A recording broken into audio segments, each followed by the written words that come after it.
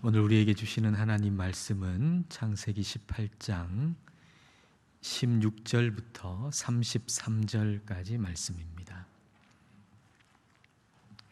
우리 한 절씩 읽겠습니다. 그 사람들이 거기서 일어나서 소돔으로 향하고 아브라함은 그들을 전송하러 함께 나가니라.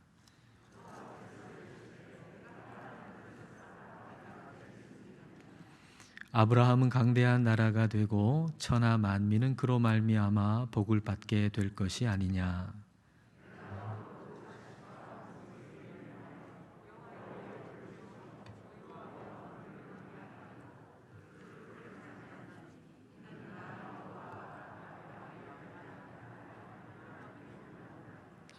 여호와께서 또 이르시되 소돔과 고모라에 대한 부르짖음이 크고 그 죄악이 심히 무거우니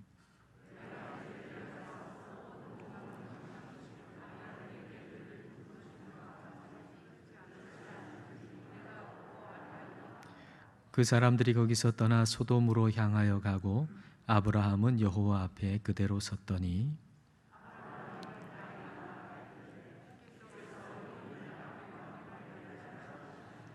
그 성 중에 의인 50명이 있을지라도 주께서 그곳을 멸하시고 그 50 의인을 위하여 용서하지 아니하시리이까.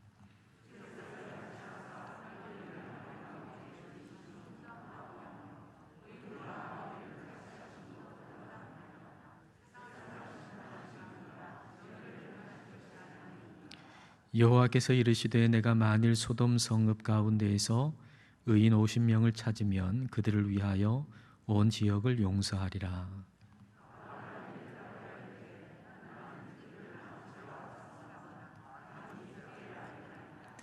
오십 의인 중에 5명이 부족하다면 그 5명이 부족함으로 말미암아 온 성읍을 멸하시리까. 이르시되 내가 거기서 45명을 찾으면 멸하지 아니하리라.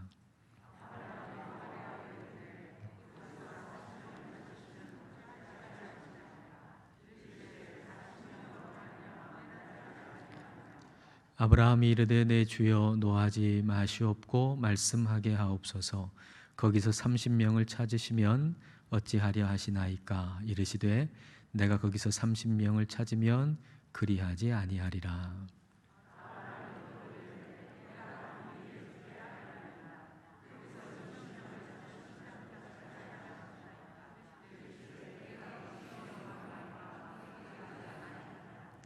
아브라함이 또 이르되 주는 노하지 마옵소서. 내가 이번만 더 아뢰리이다. 거기서 10명을 찾으시면 어찌하려 하시나이까. 이르시되 내가 10명으로 말미암아 멸하지 아니하리라. 여호와께서 아브라함과 말씀을 마치시고 가시니 아브라함도 자기 곳으로 돌아갔더라. 아멘. 좋은 결과를 얻으려면 좋은 질문을 해야 합니다. 학생이라면 어떻게 해야 공부를 잘 할까? 어떻게 해야 시험을 잘 칠까라는 질문을 해야 되겠죠. 마찬가지로 영적 여정을 잘 걷기를 원하는 신앙인은 어떻게 해야 하나님께만 영광을 돌릴까라는 질문을 해야 합니다. 왜냐하면 우리의 영적 여정의 목표는 하나님께만 영광을 돌리는 것이기 때문입니다. 그런데 하나님께만 영광을 돌리는데 방해 요소가 참 많습니다. 그 중에 가장 큰 것은 바로 우리 자신이지요. 습성상 우리는 하나님보다는 우리 자신에게 영광을 돌리려고 할 때가 많습니다. 어떤 작은 선한 일을 해놓고는 사람들의 칭송을 받기를 원하지요. 하나님께 영광을 돌리기보다는 나 자신에게 영광을 돌리기를 원하는 우리이기 때문에 우리는 항상 어떻게 해야 하나님께만 영광을 돌릴까라는 질문을 던져야 합니다. 오늘 말씀을 통해서 어떻게 해야 주님께만 영광을 돌릴까라고 하는 질문에 대한 해답을 얻으실 수 있기를 바랍니다. 자, 먼저 19절 말씀을 보겠습니다. 자, 여기에 검은색 글씨와 파란색 글씨 가운데 어떤 것이 먼저인가라고 하는 걸 생각하시면서 우리 같이 읽겠습니다. 내가 그로 그 자식과 권속에게 명하여 여호와의 도를 지켜 의와 공도를 행하게 하려고 그를 택하였나니. 의와 공도를 행하는 것이 먼저입니까? 아니면 하나님의 선택이 먼저입니까? 의와 공도, 공도라고 하는 것은 정의라고도 번역할 수 있는데요. 의와 정의를 행했기 때문에 하나님이 선택하신 겁니까? 아니면 하나님이 선택하셔서 의와 정의를 행할 수 있게 하신 겁니까? 하나님이 선택하신 게 먼저죠. 하나님께서 먼저 아브라함을 선택하셨습니다. 아브라함이 거룩하게 살았기 때문에 아브라함을 선택한 것이 아닙니다. 하나님께서 아브라함을 먼저 선택하셨기 때문에 아브라함은 거룩한 삶을 살아갈 수 있게 되었고, 또 그뿐만 아니라 자기의 가족에게 또 후손들에게 하나님의 말씀을 가르치고 또 명령해서 그들 역시도 거룩하게 살아갈 수 있도록 영향력을 끼쳤던 것입니다. 그러므로 아브라함이 자기가 거룩하게 살아가는 것에 대해서 자랑할 수가 없는 거죠. 아브라함이 자기의 가족에게 그리고 그 후손들에게 하나님 말씀을 가르치고 그리고 거룩하게 살도록 영향력을 끼친 것에 대해서 아브라함은 자기 자신이 조금도 영광을 받을 수가 없다는 것입니다. 이 모든 것이 하나님께서 전적인 은혜로 아브라함을 선택해 주신 것으로 말미암은 것이므로 아브라함은 하나님께만 영광을 돌려야 합니다. 오늘 이 자리에 있는 우리도 마찬가지입니다. 여러분, 우리가 어떻게 예수님을 구원자로, 구주로, 주로 그렇게 믿게 되었나요? 어떤 분은 대답할 거예요. 나는 믿음의 가정에서 태어나서 예수님 믿게 되었다라고 말이죠. 그러나 어떤 사람은 예수님 믿는 가정에서 태어났지만 예수님께 등을 돌리고 사는 사람들도 꽤 많습니다. 어떤 사람은 이렇게 대답할 거예요. 나는 누군가가 전도를 해서 지금 예수님을 믿게 되었다고 말이죠. 그러나 어떤 사람은 아무리 전도해도 아무리 복음을 전해도 믿지 않는 사람도 있습니다. 그렇다면 어떻게 우리는 예수님을 나의 구원자요, 내 삶의 주인이라고 고백할 수 있게 되었을까요? 어떻게 다른 사람들은 믿지 않는 이 성경을 하나님의 말씀으로 우리는 믿게 되었을까요? 우리는 어떻게 오늘 이 하나님을 예배하는 이 자리에 있게 된 걸까요? 우리는 어떻게 이 교회 공동체를 위해서 교사로, 찬양대로 또 여러 가지 모습으로 섬기고 봉사할 수 있게 되었을까요? 그것은 우리가 태어나기도 전에, 즉 우리의 어떠함에 상관없이 하나님께서 우리를 선택해 주셨기 때문입니다. 우리를 선택하신 하나님의 은혜로 인해 가지고 나의 믿음도 가능한 것이고 나의 열정도, 나의 열심도, 나의 헌신도 가능하다는 걸 알 때 우리는 하나님께만 영광을 돌릴 수 있습니다. 하나님께서 나를 선택하신 이유는 우리에게서 찾을 수가 없습니다.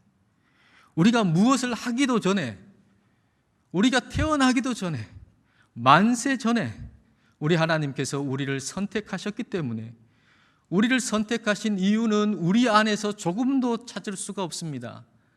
우리를 선택하신 이유는 오직 하나님 안에서만 찾을 수 있습니다. 그러므로 우리를 선택해 주신 하나님의 그 자비하심만 의지하고 하나님의 긍휼하심 안에만 머물러 있기를 우리가 갈망할 때, 그때 그로 말미암아 하나님은 영광을 받으시는 것이죠. 오래전에 우리 둘째 아이가 초등학교 들어가기 바로 전이었던 거로 기억하는데요. 아내와 첫째 아이가 세계로 병원에서 의료 선교 훈련을 받고 캄보디아로 의료 선교, 단기 선교를 떠났습니다. 그래서 둘째 아이는 할머니가 계신 안동에 맡겼습니다. 한 7일, 8일 지난 다음에 그 아이 데리러 갔습니다. 가는 도중에 저 혼자 차를 몰고 가면서 마음속에 생각하기를, 이 아이를 만나면 이 아이가 저에게 달려와서 아빠가 많이 보고 싶었다고 그렇게 울지 않을까, 그렇게 상상하면서 갔습니다. 가서 이제 데리고 오려고 하니까 웬걸 가고 싶지 않다는 겁니다. 할머니하고 계속 같이 있고 싶다는 겁니다. 할머니를 떠나서는 살 수 없을 것 같다는 겁니다. 그럼 어떡합니까? 계속 놔둘 수도 없고. 그래서 억지로 끌어가지고 차 뒷자리에다가 태웠습니다. 그랬더니 이 아이가 뒷창문을 향해서 그 뒤에 바깥에 계신 할머니를 보고서 할머니 하고 부르짖는데, 아마 그렇게 간절하게 기도해야 되겠구나 생각이 들 정도로 할머니를 찾는 거예요. 제가 할머니를 보면서 할머니의 존재감이 굉장히 커 보이더라고요. 이 아이가 그냥 할머니만 찾는, 할머니만 갈망하는, 할머니 한 분만 계시면 된다는 식으로 하는 그런 모습 속에서 할머니가 많은 영광을 받으시겠구나, 그런 생각을 했습니다. 근데 아이가 왜 그토록 할머니를 갈망했을까요? 그 할머니를 갈망한 이유가 어디 있을까요? 할머니의 긍휼하심을 맛보았기 때문이죠. 저는 초보 아빠로서 그저 아이를 엄격하게 훈육시키는 데만 급급했는데, 할머니는 그 아이의 모든 걸 다 자비하심으로 받아주신 거예요. 그러니까 그 크신 긍휼하심과 자비하심을 아이가 맛보고는 이제 그 긍휼하심 안에 계속 머물러 있기를 원했던 거죠. 그래서 할머니만 찾은 거예요. 그게 할머니께 영광이 된 것이죠. 우리가 하나님께만 영광을 돌린다고 하는 건 마찬가지입니다. 우리는 생각하기를 뭔가 대단한 일을 성공하고 대단한 일을 성취하고 그래야 하나님께 영광을 돌린다고 생각해요. 어떤 큰 시상식에서 뭔가 트로피를 받고 그 다음에 이 모든 영광을 하나님께 올려드린다고 하는 식의, 그래서 우리가 뭔가 진급하고 성공하고 시험을 잘 치고 뭐 이런 대단한 일을 한 다음에야 비로소 하나님께 영광을 돌린다고 생각하는 것이죠. 그렇지 않습니다. 지금 우리의 존재로서 우리는 하나님께 영광을 돌릴 수가 있습니다. 나의 어떠함에 관계없이 그분의 하나님의 긍휼하심으로 나를 선택해 주셨다고 하는 하나님의 긍휼하심에 오롯이 우리의 시선을 둘 때 하나님은 그로 말미암아 영광을 받으시는 거예요. 그러니까 지금 우리가 아무리 초라한 모습에 있을지라도 우리는 하나님께 영광을 올려드릴 수 있어요. 오롯이 나를 선택하신 우리 하나님의 긍휼하심에 우리의 시선을 집중하면 그로 말미암아 우리는 하나님께 영광을 돌려드리는 것이 되는 것입니다. 우리가 하나님을 믿는 것으로부터 시작해가지고 우리의 믿음의 여정에서 행하는 모든 선한 일, 모든 헌신, 그 모든 것이 하나님께서 우리를 선택하신 긍휼하심으로 인한 거예요. 그러므로 자랑할 것이 없는 거죠. 우리에게는 우리가 뭘 좀 했다고 자랑할 게 아무것도 없는 거예요. 기도 많이 했다고 자랑할 수 있을까요? 나는 하루에 2시간씩 기도해, 3시간씩 기도해, 자랑할 수 있을까요? 자랑할 수 없어요. 왜냐하면 기도하는 그것조차도 하나님께서 하시게 하기 때문에 가능한 것이기 때문입니다. 오늘 본문 속에 아브라함이 하나님께 기도했잖아요. 근데 아브라함이 하나님께 기도하는 것이 어떻게 가능했을까요? 어떻게 아브라함은 하나님께 기도할 수 있었을까요? 자, 22절과 23절을 여러분 보십시오. 그 사람들이 아브라함을 방문했던 3사람 중에 2사람을 얘기하는 거예요. 그 사람들이 거기서 떠나 소돔으로 향하여 가고 아브라함은 여호와 앞에 그대로 섰더니 아브라함이 가까이 나아가 이르되 주께서 의인을 악인과 함께 멸하려 하시나이까. 아브라함을 방문했던 3사람 중에 2사람은 천사였고요. 그리고 그중 한 분은 사람의 모습으로 나타나신 하나님이셨어요.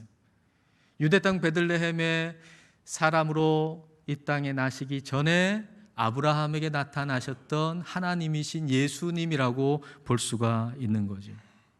하나님이신 예수님께서 지금 아브라함 앞에 계신 거예요.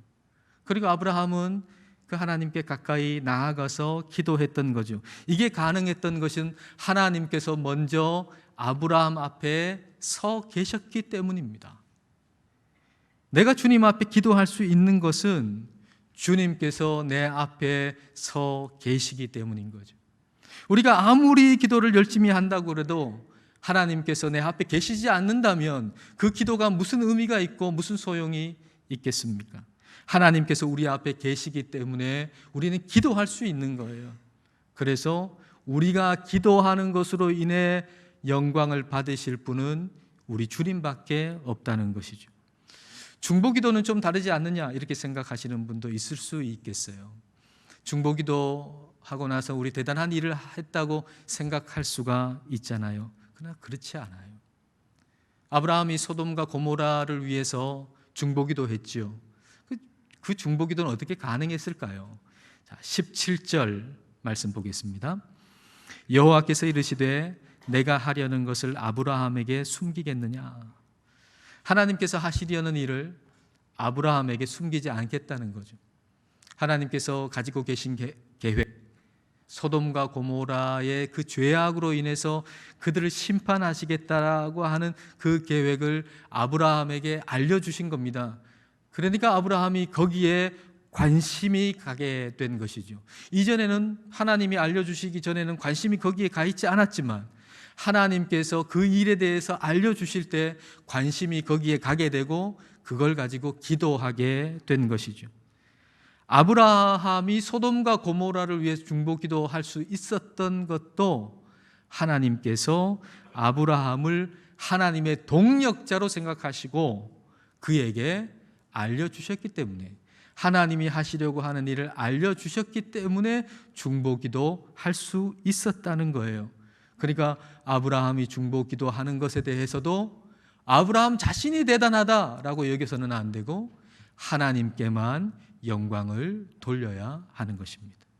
자, 그렇다면 이제 아브라함이 어떻게 기도했는가 한번 볼까요? 자, 24절과 25절을 보십시다. 그 성중에 의인 50명이 있을지라도 주께서 그곳을 멸하시고 그 50의인을 위하여 용서하지 아니하시리이까? 주께서 이같이 하사 의인을 악인과 함께 죽이심은 부당하오며 의인과 악인을 같이 하심도 부당하니이다. 세상을 심판하시는 이가 정의를 행하실 것이 아니니까. 악인을 멸하시는데 의인이 같이 멸망을 받는다면 이거 부당한 일입니다. 정의롭지 않습니다. 그러므로 만약 50명의 의인이 그곳에 있다면 그 50명의 의인으로 말미암아 그 도시를 용서하시겠습니까? 라고 지금 아브라함이 기도한 것이죠. 자, 그런데 아브라함의 기도의 이 내용을 여러분 가만히 생각해 보세요. 이 자체도 정의롭지 않아요. 의인이 멸망받는 거 이거 정의롭지 않은 것이지만 악인이 죄가 있는데 그 죄가 있음에도 불구하고 심판을 받지 않는다고 하는 것도 불의한 거예요. 정의롭지 않은 거예요. 그러므로 하나님께서 이렇게 대답하실 만해요. 얘야, 50명의 의인이 있다면 그래 50명은 내가 살려줄게.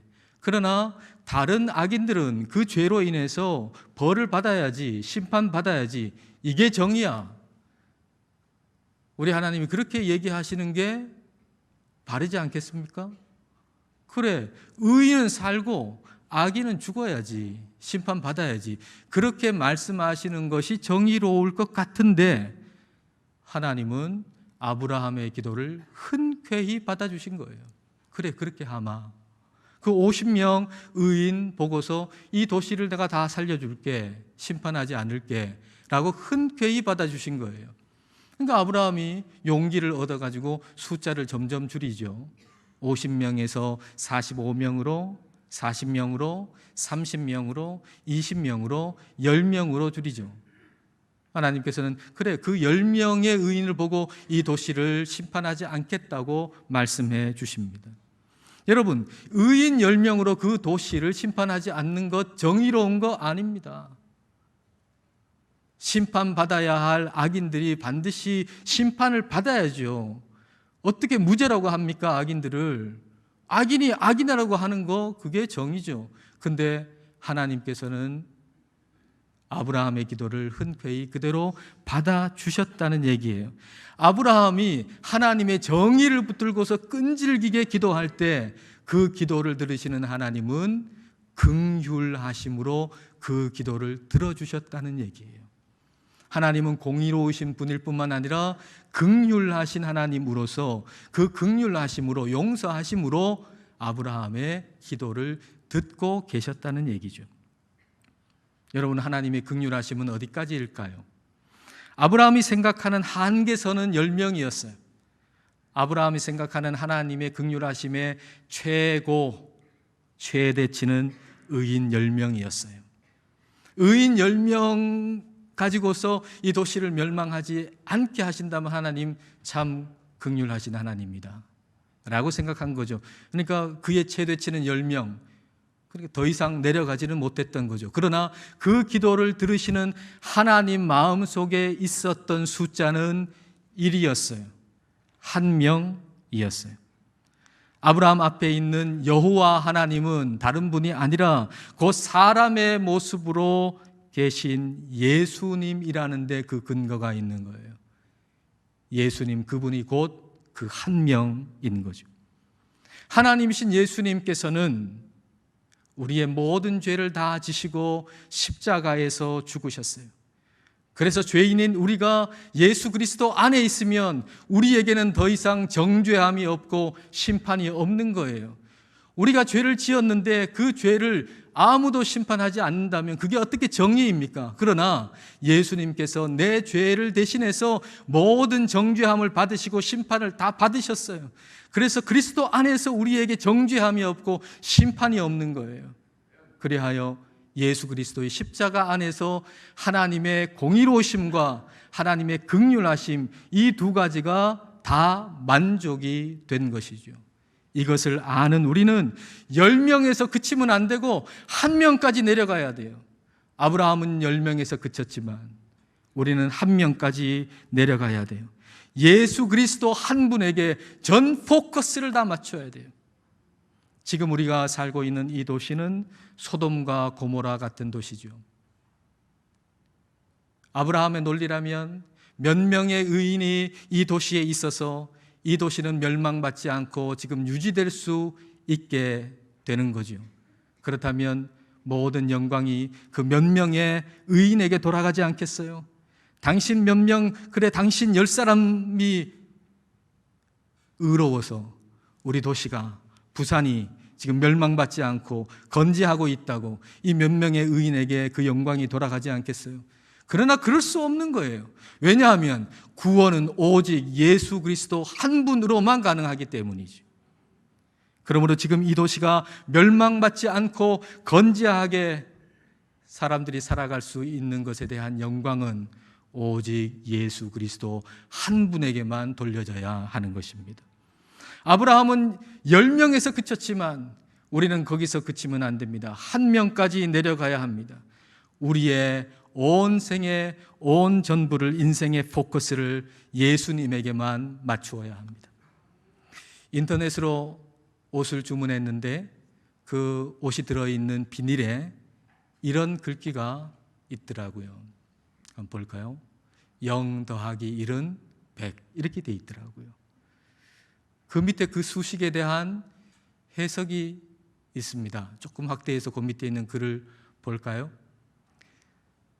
0, 내가 아무것도 없는 빈손이라도 1, 예수님 한 분만으로 100 충분합니다. 예수님이 전부예요. 예수님이 전부 다 하셨어요. 내가 한 게 아무것도 없어요. 예수님이 전부 다 하셨어요. 주님이 그 기쁘신 뜻대로 우리를 선택하셨고, 주님께서 그 긍휼하심으로 우리로 기도할 수 있게 해주셨고, 그분의 그 자비하심으로 우리를 거룩하게 살 수 있게 해주신 거예요. 우리의 삶에 있는 선한 것, 그 어떤 것도 우리 자신에게서 나온 것이 아니라 오로지 우리 주 예수 그리스도에게서 나온 거예요. 그러므로 영광 받으실 분은 우리 주 예수 그리스도 한 분밖에 없습니다. 기도하겠습니다. 이 시간 우리 기도하실 때 어떻게 해야 주님께만 영광을 돌릴까를 생각해 보십시다. 그리고 우리가 한 일이 아니라 그것을 가능하게 하신 하나님의 선택의 눈을 돌리십시다. 내가 무엇을 하기도 전인 만세 전에 나를 선택하신 하나님의 은혜의 시선을 집중하여 하나님께만 영광을 돌릴 수 있기를 기도합시다. 우리가 기도할 수 있는 것도, 우리가 중보 기도할 수 있는 것도 하나님께서 먼저 우리에게 찾아와 주심으로 인한 것임을 기억하면서 하나님께만 영광을 돌립시다. 십자가에서 우리를 위해서 죽으신 주님의 긍휼하심이 우리로 거룩한 삶을 살게 하셨음을 기억하면서 우리 주님께만 영광을 돌리는 삶이 되기를 이 시간 함께 기도하시겠습니다.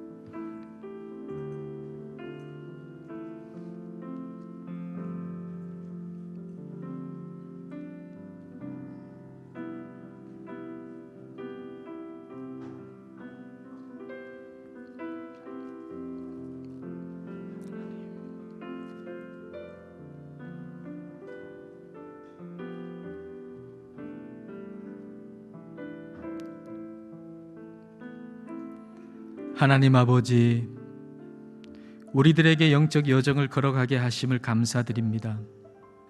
그러나 우리들은 영적 여정에서 하나님께만 영광을 돌리기보다 우리 자신에게 영광이 돌아오기를 바라며 우리가 한 일에 시선을 둘 때가 많습니다. 주님, 어떻게 해야 주님께만 영광을 돌릴까를 늘 생각하게 하옵소서. 우리가 예수님을 구주와 주로 믿는 것도, 성경을 하나님의 말씀으로 믿는 것도, 하나님을 예배하는 지금 이 자리에 있는 것도, 우리가 무엇을 할 수 있기 전, 만세 전에 우리를 선택하신 하나님의 은혜로 가능한 것임을 잊지 않게 하옵소서. 우리가 하나님께 기도하고 이웃을 위하여 중보 기도할 수 있는 것도 하나님의 긍휼하심으로 인한 것임을 알게 하옵소서. 우리가 거룩히 살 수 있는 것도 주님의 자비하심에서 나온 것임을 알게 하옵소서. 그리하여 주님께만 영광을 돌리게 하옵소서. 예수님 이름으로 기도드립니다. 아멘.